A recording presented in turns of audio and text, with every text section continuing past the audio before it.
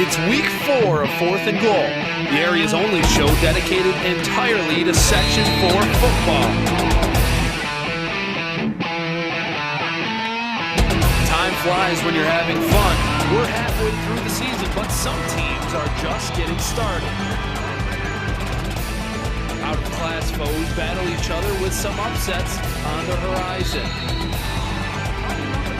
while others prepare to make their mark against division foes.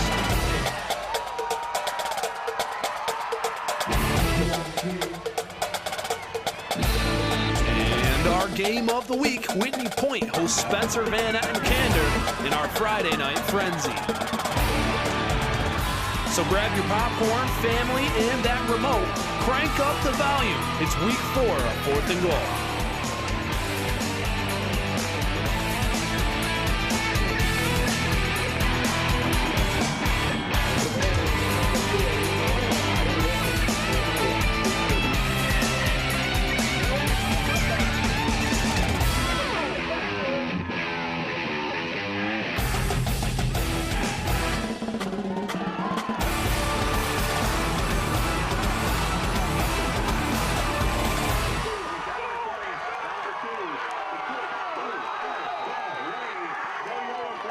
Welcome to the final week of the first half of the season here on 4th and Goal, the area's only show dedicated solely to Section 4 football. Upsets galore as we wind down the first half of the season. I'm Jeremy Donovan. And I'm Dan North. 2 state-ranked teams go head-to-head this week, both looking to remain unbeaten. The top-ranked team in Class B from Shenango Forks hosts Vestal, the 9th-ranked team in Class A. Not sure which way would be considered an upset. Some students are pumped up for their Blue Devils. Third quarter and 1st and 15 for the Blue Devils. LJ Watson gets the carry and is off to the races. But oops, did you see that flag thrown in the backfield? That's holding on Forks, so that one is coming back. Sorry, LJ. But Watson gets another chance on the same drive on the sweep. He bumps his way into the end zone. It's 20-zip Forks after 3. And guess what, Jeremy? I think you already know, but this dude is good. He gets the call up the middle on the dive, breaks it to the outside, a couple tackles and a couple moves. High steps his way to the end zone after the extra point. It's 27-0 Blue Devils, and that's your final. Forks 4-0 and rolling. I'd take him in fantasy. Divisional games. Everybody we play, we got to beat them because we got to get there to that state championship, but they're the ones that are in the way. We played 2 Class A teams, and it was a lot of a challenge, or it was a hard challenge, but it just helps us prove, to show ourselves and get ready for the divisional games. They know how important those league games are, so we only have 4 of them, and we have to be ready the next 4 weeks.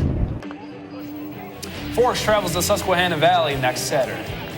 Speaking of unbeaten and state-ranked teams, what about them? There's some of them in our next game, I heard, too. Oh, yeah. Maine Endwell, 3-0, ranked 5th in Class B. Susquehanna Valley, 2-1, earning honorable mention in Class B. The Sabre Faithful looking for the upset, but the Spartans looking to improve to 4-0. They win a lot at ME. First quarter, Micah Miller on the pitch to the far side, pushed out of bounds, but not after picking up enough for the first down. Few plays later, Travis McDonald going up the middle, lunging for the goal line. Spartans on the board, 8-0. He's shaken up on the play, but stays in the game because, that's what they do. Second quarter, more of the same. Samuel Nesmith on the pitch, rumbles ahead for the first down. Shake and bake. Then McDonald again. See, I told you he'd stay in the game. Handoff, end zone. Spartans up 14-zip at the half. Second half of this one, all Maine Endwell. Shane Bryant calling his own number. The QB keeper slips through the defense, past his own blockers, and scores. Spartans up 20-0. Finishing things off, McDonald, his 3rd score of the game. Spartans win it in shutout fashion. They hang the goose egg 26-0. Just does a lot for our confidence defensively, but we know we just got to keep working to stay hard every week in practice and just keep doing the same thing. We just got to keep it up. We came out ready to win today, and I think that was a big thing, and that carried over to the field. And then we put some long drives together. We kept the ball, we kept the chains moving, and it's tough to beat someone when the other team has the ball. So that was our hope, and it worked out. Spartans host divisional foe and defending Class B champion Waverly Wolverines on Friday night. Over to Norwich, hosting Windsor, and a red-hot offense averaging 63.5 points per game. Wow. Was not the case in this one, though. They start off on the right foot, 48 yards. See what you did there. The win may have been helping, but that's an impressive kick from Kieran Horton, 3-0 Black Knights. Ensuing kickoff, it's Kai-Sean Veal. He catches it inside the 10-yard line and has got a full head of steam. This dude has got speed, making one defender miss, breaks a tackle, and then off to the races. The Purple Tornado is headed for 6 after the extra point. It's 7-3 Norwich. Later, after a 4th down stand, it's Windsor's turn, except this one is picked off. Carter Rudnitsky has got reservations for 6. That puts Norwich up 14-3 after the extra point, and it's all they would need, winning this one 14-11. Windsor drops their first game of the season. All aboard, out to Elmira, the Express, hosting Union Endicott. What a game this was. Express up 18-0 at the half, but don't count out the Tigers. First drive of the third for UE. Devin Hogan earning his stripes up to Josh Greenwood, finds the end zone. Elmira up 18-6. Time winding down. Hogan again to Jack Thomas. All the way down 30 yards for the touchdown. Tigers only need one more score for the lead, end of the 4th, and who else?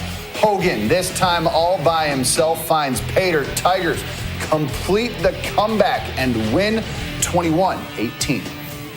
Well, I think it was really important that we started off the second half on a good note and marching down the field and starting to put the ball in the end zone. Because I think we were a little down and we just didn't really have that much confidence. We didn't believe in ourselves.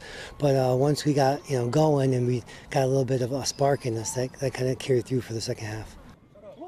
UE on the road again next week, traveling to Windsor on Friday night. We go further west. Horseheads hosting the Johnson City Wildcats. First quarter action for the Blue Raiders. Jack chalks one up and gives the handoff to Brandon Ellis. Dives in for the score. Blue Raiders up early, 6-0. Right after the score on the kickoff, Andrew Clark puts just the right amount of spin, and oops, I think that bounced off a leg.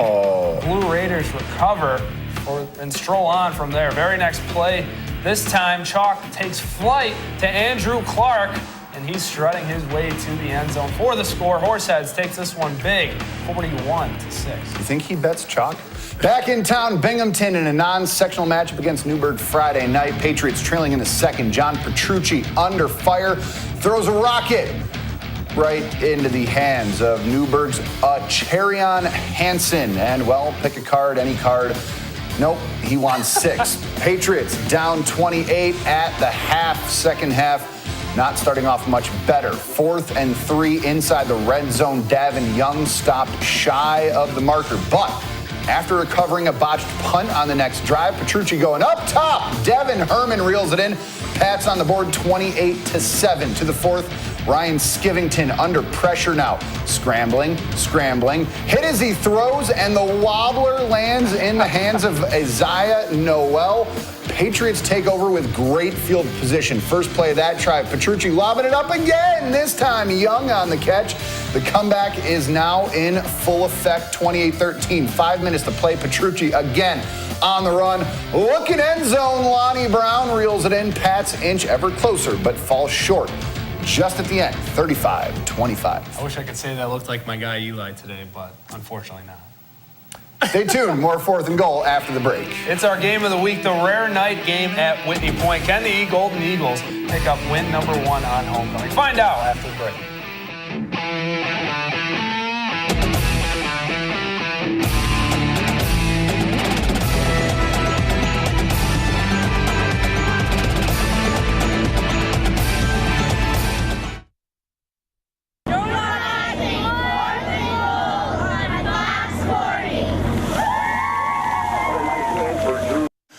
Last season, Spencer Van Etten finished 1-7. Candor finished 2-5, both in Class D. Whitney Point, meanwhile, finished 0-8 in Class C. This year, Spencer Van Etten and Candor are one team, the SVEC Eagles. They're 3-0 in Class C. The Whitney Point Golden Eagles still in Class C, and they're 0-3. Our Game of the Week is brought to you by Midway Sales.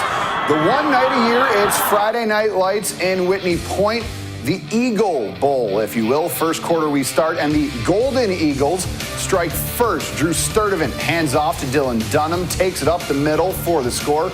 Golden Eagles up 7-0 early, but here come the other Eagles flying high from 35 yards out. Garrett Swayze, the handoff from Anthony Chisano all the way down to the 3-yard line puts the Golden Eagles defense on his back and sets up 1st and goal. Very next play, Chisano hands off to Jason Morse, dives in for the score, takes the 8-7 lead after the 2-point conversion. Time winding down in the first. The return of Cameron, oh boy. Return of Chisano as well. Lets it fly into the arms of Jake Matthews. 40 yards for the score. Eagles end the first up 16-7. Second quarter we go. Same old story for the Eagles right off the bat. Chisano again, this time going to the air again. 60 yards downfield to Nikolai Klimakoski. Eagles extend their lead 22-7. And some more SVEC action. Chisano keeping it on the ground this time. Christian Haynes getting the call. And Haynes, look what we got our Haynes on now. He gone. 81 yards to the big house. Gets tripped up, but doesn't fall down. Still scores. Eagles extend the lead 30-7. Time winding down in the half. Chisano again lobs it up. Back corner. Matthews again. Full extension. Top play nominee. SVEC heads to the locker room up 37-7. Second half we go. SVEC not letting up at all. First touch for the Eagles, and Crazy Swayze on the punt return, taking this one all the way back. 65 yards for the score. That extends the lead 43-7. But the Golden Eagles trying to make one final push to get back into this one. Dylan Dunham switching positions, not switching jerseys, keeping that jersey on, but hats. He's a quarterback now, still running strong. Takes the ball, charges ahead 40 yards, crossing the goal line, makes it 48-15. Still plenty of ground to make up, however. But the very next play, the very next ensuing kickoff. Swayze again, twice in the same corner, taking one off the boot and bringing it all the way back to the end zone. Ends the night with 2 huge touchdowns to lead SVEC to a 55-15 win. 2 schools, 1 team, 4 wins on the year. Austin Tanner has more. After combining for only 3 wins last season, the Spencer Vanna and Candor Eagles have already surpassed that mark this season by starting off the year 4-0. Last year was still a lot of learning, and we run the same offense and stuff. And like I said, the combination of Candor and Spencer, they're not 2 teams, they're 1. They're great kids. They work hard together, so camaraderie's been right there. It's been perfect. The team chemistry is great. The combination hasn't affected a single player once. While team chemistry is an important aspect, these young athletes prove their dedication in one specific way. Work ethic on the field and off the field, getting our stuff done and playing hard. The only way that the Eagles can keep all of this momentum going is by taking down the Lansing Bobcats next weekend at home. Reporting in Whitney Point, Austin Tanner, 4th and goal. We'll be back with the No Huddle offense. 4th and goal continues after the break.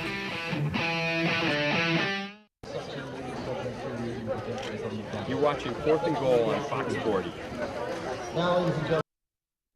Okay, Dan, game management time, late in the game, you're down a few scores. This is your job interview for head coach. What you got in the playbook? Well, they weren't down a few scores today, but hopefully something better than what my boy Eli drew up for the Giants today. I mean, come on, I'm gonna have nightmares about that. Still can't get over it, huh?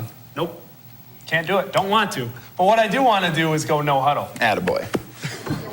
Owego Free Academy visiting Class D stud Green. 4th and 2 for Green, and that guy, Zach Orswell, is out of the game. They would miss him. Opportunity here for Corey Austin, but he can't connect with Mitchell Walters. That's incomplete, and turnover on downs. Green has a shot at the end to go for the end zone, but OFA's defense stands strong. So they pull out the victory. No points scored in the second half, 2012 Indians. Further up Route 12 a day later to Oxford, the Blackhawks leading the Saints, but penalties an issue in the first half. 2 touchdowns called back, both of them on holding calls.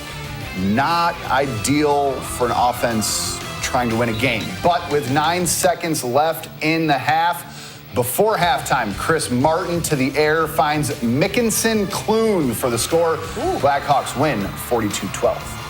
Over to Harpersville Afton against Sydney, and it was senior day, and the senior Madison Hoover gets the call on the sweep. He's going to the outside and running down the sidelines all the way to the end zone. 73-yard rushing touchdown for the Hornets that helps them beat the Warriors in a good one, 46-36. They're still undefeated. That Hoover doesn't suck, and that's your dad joke for the night. Opening drive for the Eagles. Austin Lenio on the inside handoff, breaking away the far side. Austin Card chasing him down just inside the 15. A few plays later, Eagles look to Brian Seymour, and he sees more room in front of him for the score. Eagles win 54-26. Taking a look around the rest of the section, Newark Valley, a massive 61-0 shutout of the Seneca Indians. Corning beats CV 41-6. Waverly, a non-sectional win over Marcellus. Lansing beats Oneonta. Unitigo Franklin wins the Unadilla Bowl 55-14. Tioga looks to be back as they defeat Moravia 62-6. Ithaca 46-8 over Dryden. Groton beats Edison Walton, the overtime win over Delhi 28-20. And also worth noting, Elmira Notre Dame, a 1-0 forfeit win over Newfield. Newfield unable to field a full roster. More Fourth and Goal after this.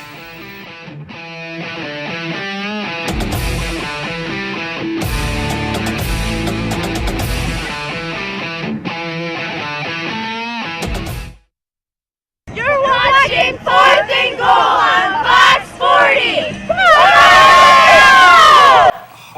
They didn't do it. Okay, ladies and gentlemen, get out those phones, iPads, computers, whatever. Head over to wicz.com/yoursay to vote on next week's Game of the Week. We want to hear your say. Voting opens now. Who do you think will win next week in Susquehanna Valley or Shenango Forks?